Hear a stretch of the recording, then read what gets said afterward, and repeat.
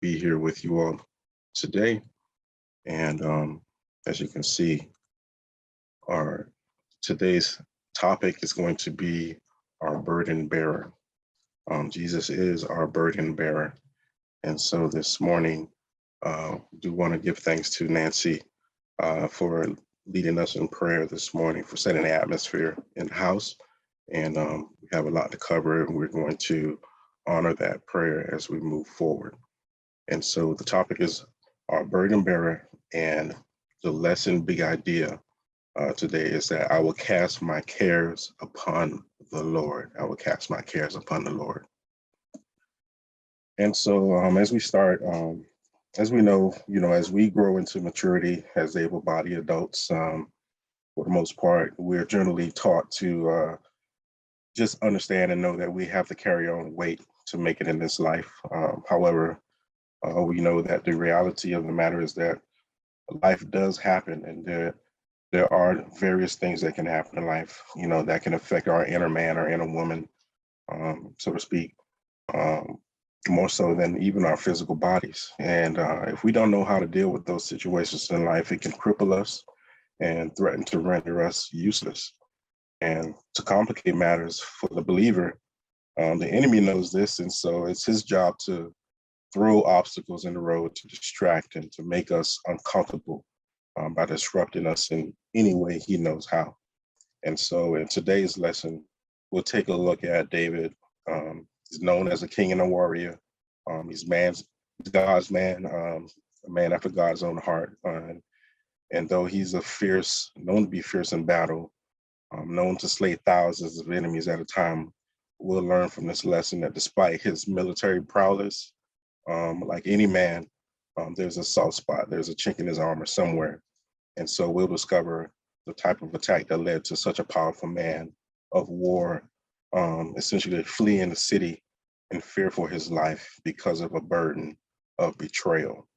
And more importantly, we'll cover today, how he overcame it with the help of the Lord. And so we'll go to our focus verse, that is Psalms 55 and 22. It says, cast your burden on the Lord and he shall sustain you. He shall never permit the righteous to be moved.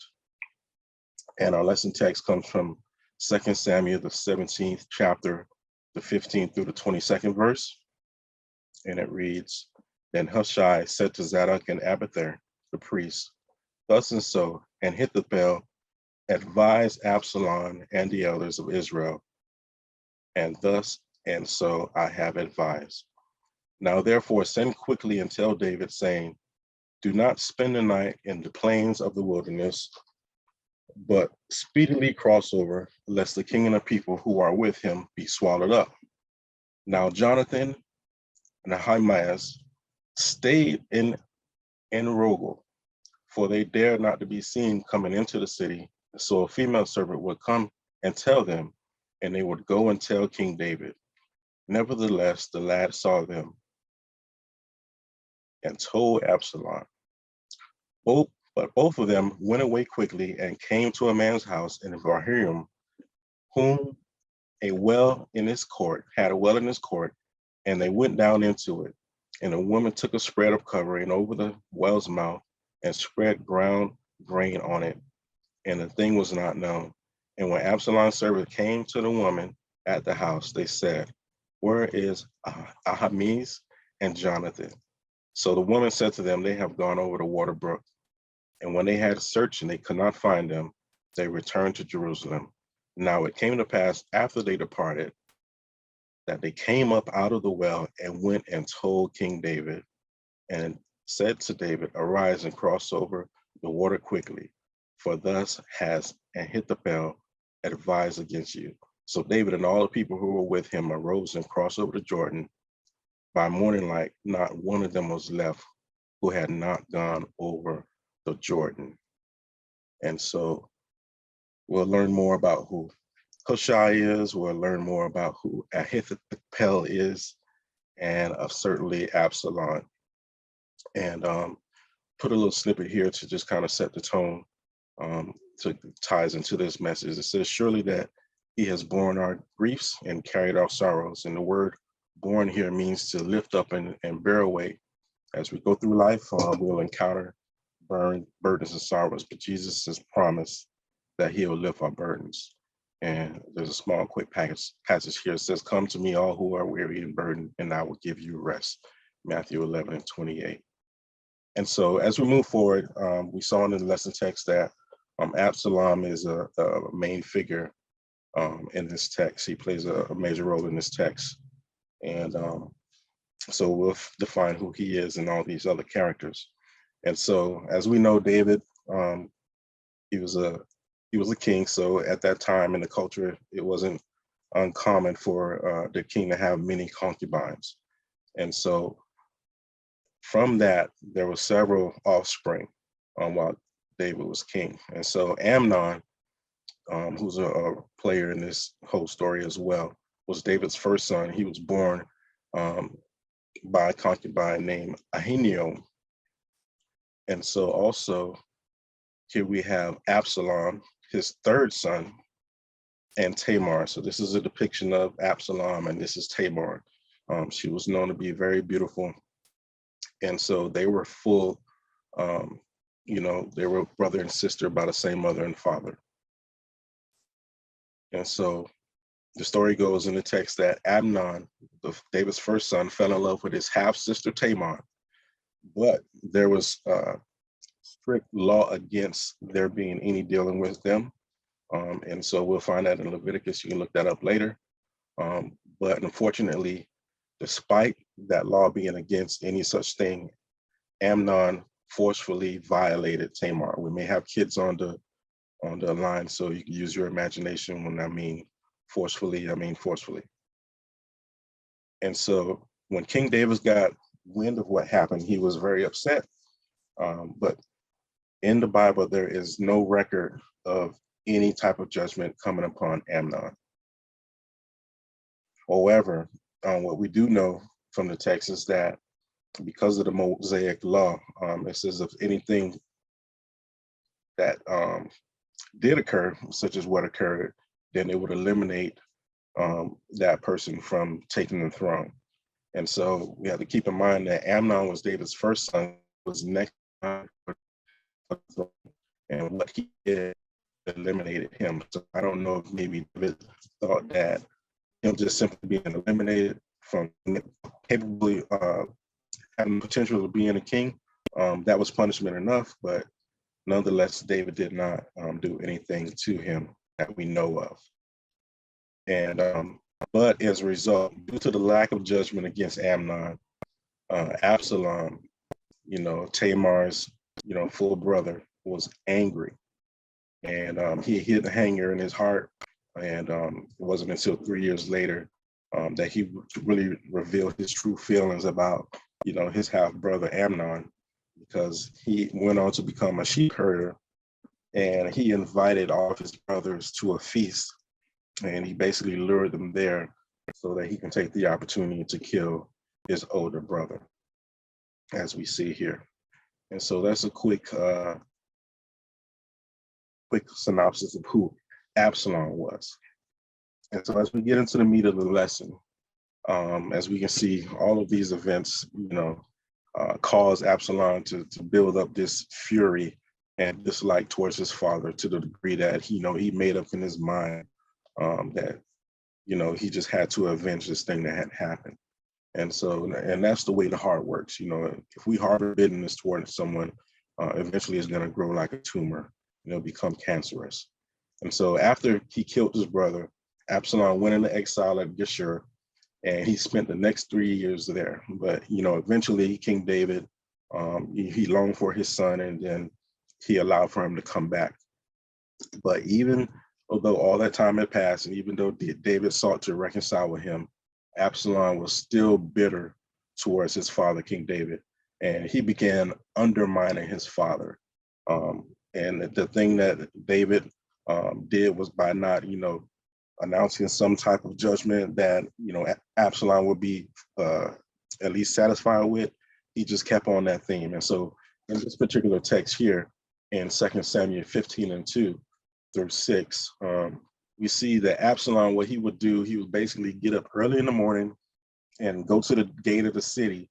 And as people would come to the city to try to seek, to go before the king and seek judgment to decide certain matters that have happened, if certain they've been wronged or something, Absalom would basically stand by the gate and meet them before he can even get to the king.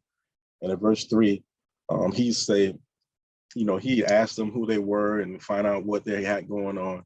And in verse 3, it says, Absalom will say to them, look, your case is good and right, but there is no deputy of the king to hear you. So basically he's saying, the king ain't gonna do nothing, right? And so he's undermining his father. And so it goes on to say, moreover, Absalom will say, oh, that I were made judge in the land, and everyone who has any suit or case would come to me, then I would give him justice. And so it was, whenever anyone came near to bow down to him, that he would put out his hand and take him and kiss him. And in this manner, Absalom acted toward all Israel who came to the king for judgment. So Absalom stole the hearts of the men of Israel. And so as Absalom gained influence of the people, he did all this purposely. He all premeditated all this stuff. Next thing you know, all the people began to like Absalom. And so with this influence, planned it all out, now he's plotted a little rebellion. And so he went to Hebron, and Hebron is also the place where David was announced king. So it's known to be a spot for people to be elevated to king. So he went to Hebron and he began to declare himself king. And so this betrayal that happened to David, as you can imagine, it was horrible. But I do just want to add a little bit more to the foundation here. And so 2 Samuel 15:7 through 10, it says, now it came to pass after 40 years, Absalom said to the king, please let me go to Hebron and pay the vow which I have made to the Lord. For your servant took a vow while I was dealt in Geshur in Syria, saying, if the Lord indeed brings me back to Jerusalem, then I will serve the Lord. And the king said to him, go in peace. So he arose and went to Hebron. And this is where he's tricking David to think that he made a vow to the Lord, but really he had plans to try to undermine him and take his throne. Then Absalom sent spies all throughout the tribes of Israel, saying, as soon as you hear the sound of the trumpet, then you shall say, Absalom reigns at Hebron. And so from there, someone sent a message to David saying the hearts of the men of Israel are with Absalom, but David's supposed to be king. So David and all his servants who were with him at Jerusalem said, okay, arise and let us flee, or we shall not escape from Absalom. Make haste and depart, lest he overtake us and suddenly bring us disaster upon us and strike the city with the edge of the sword. And the king's servant says to him, we are your servants, ready to do whatever the Lord commands. And so, as we see, the betrayal by his very own son was just lethal, to David at the time. It really did something to him. It did something to his heart. David could have definitely just rounded up his army and went to attack, but this was his son, so he decided not to do that. But there's more, it didn't stop there. Just imagine the psyche that David was in at this time, where he just keeps encountering the snowball effect, and this is another one here. So Mephibosheth, as David was fleeing the city, he encountered actually Ziba, the servant of Mephibosheth, and who he met with a couple of saddled donkeys. And so fast forward, he asked, where's your master? Mephibosheth is his master. And he said, indeed, he is staying in Jerusalem, for he said that today's the house of Israel restore the kingdom of my father to me. And so what does this all mean? Okay, Mephibosheth was the son of Jonathan. Okay, we all know the story of Saul. Saul was formerly the king, but he lost his anointing, and the anointing went to King David. And so, but the whole time that Saul was trying to kill David, Jonathan was a very good friend, was some may consider Jonathan David's best friend, as they were kids at the time. And so as his father, Jonathan's father Saul, was trying to kill David, Jonathan would give him information to and essentially help to save David's life. And so both King Saul and Jonathan were killed in battle. But before all that happened, Jonathan had a son. And so, but when they were killed in battle, there was a nurse that was taking care of Mephibosheth. And what happened was that as she was fleeing, while she heard that, King Saul and Jonathan were both killed, she dropped him and he became lame. Okay, so now, due to David's loyalty to Jonathan, what he did was search out anyone who was still alive under Jonathan's lineage. And so he found Jonathan's son, Mephibosheth, and he welcomed him into the kingdom. He was lame, he was broke, he was crippled, and no one treated him better than David did, And so now that the kingship is in the balance, Mephibosheth is thinking, okay, my grandfather was king. It should have went to my father as king. And so now that they're both dead and David's kingship is in the balance, I might have a chance to become king. And so he's probably thinking, okay, maybe King David is going to die in battle and Absalom is going to die in battle. And then somehow, some way, I'll be installed a king. So the betrayal is just coming from all sides.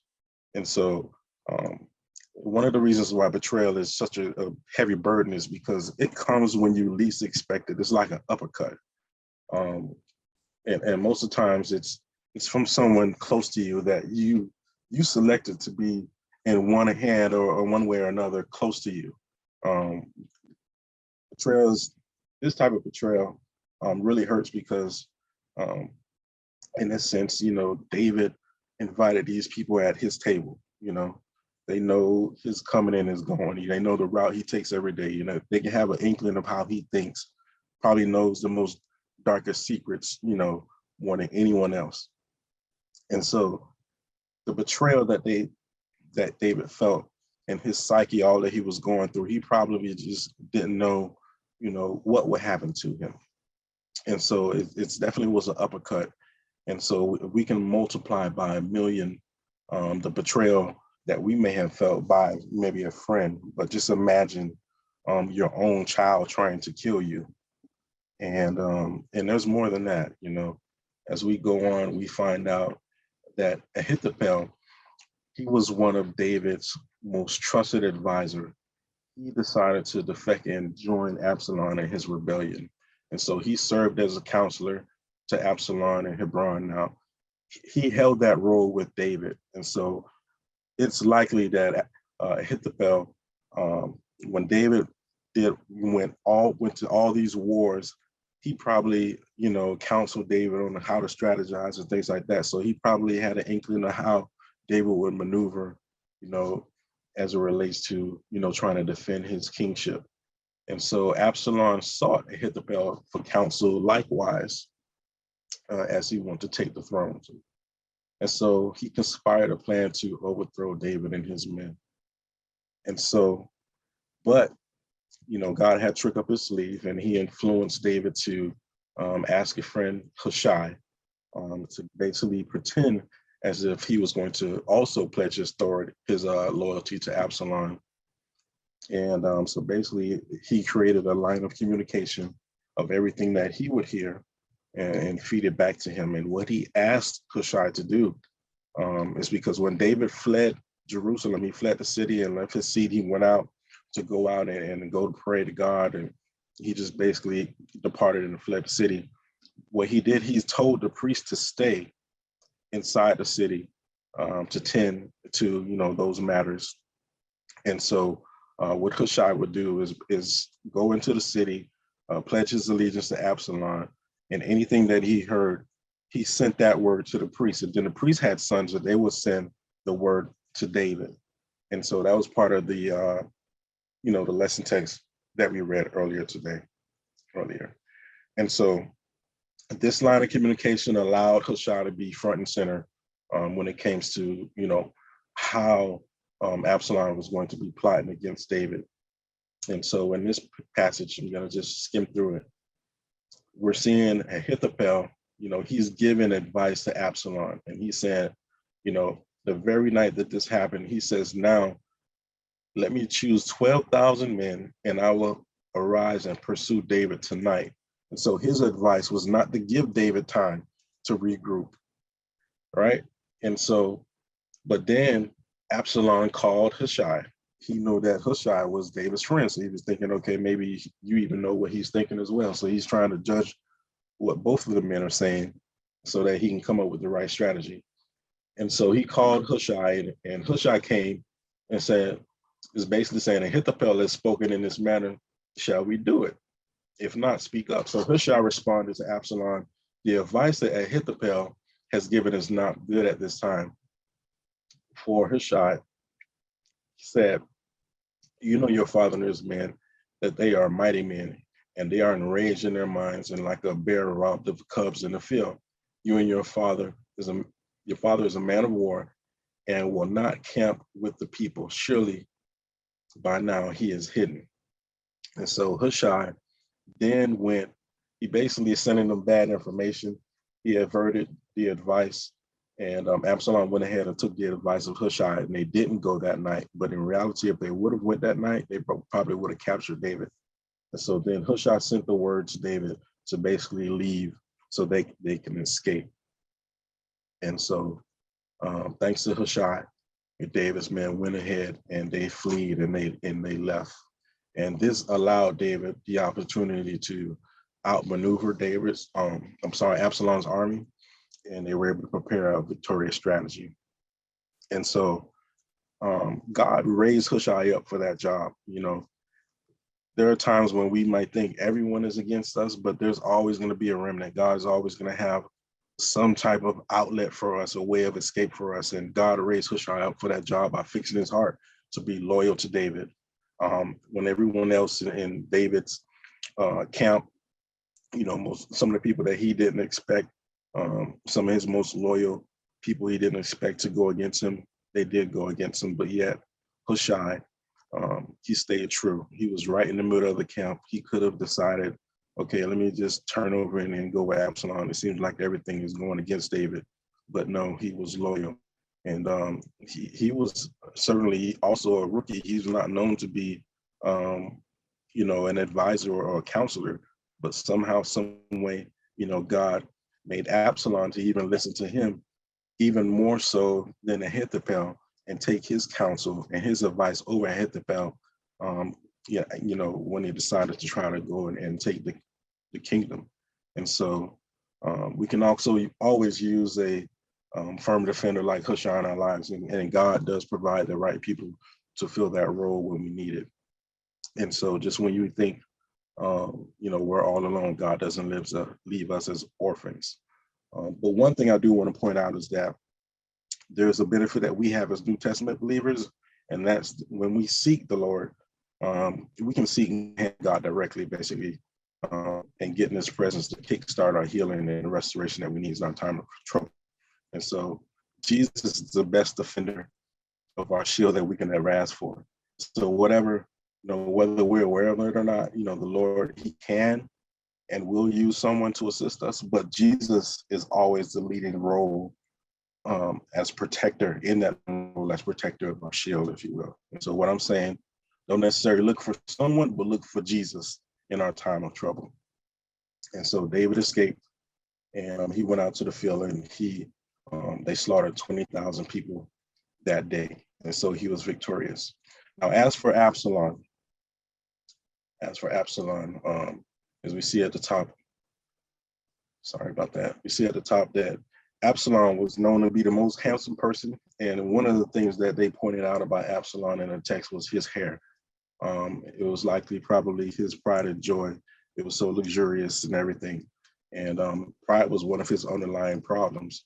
And towards the end, that was one of the things that led to his demise, And so, but despite all that, one thing I want to point out, as we see in the text, is that despite the rebellion by Absalom, his young son, David really had in his heart not to cause any harm to Absalom. He probably had in his mind that he can reconcile with him at some point.